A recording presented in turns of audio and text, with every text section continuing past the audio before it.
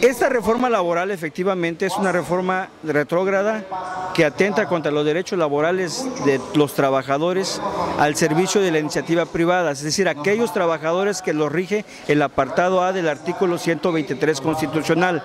En el caso de los trabajadores al servicio del Estado, se tiene una ley especial en el Estado que lo regula el artículo 116 constitucional y el artículo 115 constitucional, que dan dos leyes locales laborales, que es la ley que regula a los trabajadores al servicio de los municipios y la ley que regula a los trabajadores al servicio del Estado.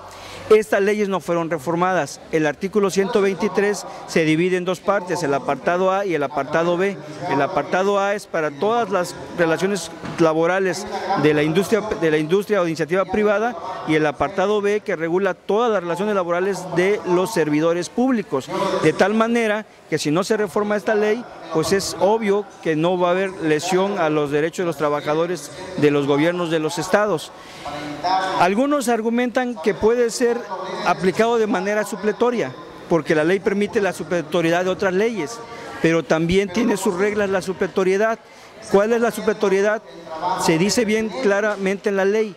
Será supletoria otra ley distinta cuando la ley que rige el acto no lo contempla.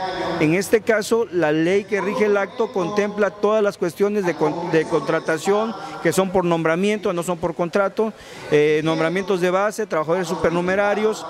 En cuanto hace a lo que son los salarios caídos, que también es un tema muy discutible en la reforma, que dicen que nomás un año de salarios caídos cuando son despedidos.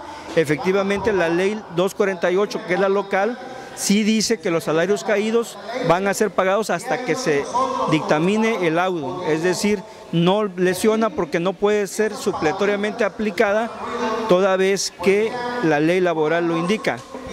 Es decir, entonces, que los profesores o miembros del SUSPEC que participan en las manifestaciones en rechazo a esta reforma, ¿hay desinformación en ellos? Claro que sí hay desinformación, porque todos argumentan que es una reforma que va a lesionar los derechos de los trabajadores. Efectivamente, yo te vuelvo a decir, sostengo que es una reforma laboral que sí lesiona los derechos de los trabajadores, pero no a los trabajadores al servicio del Estado.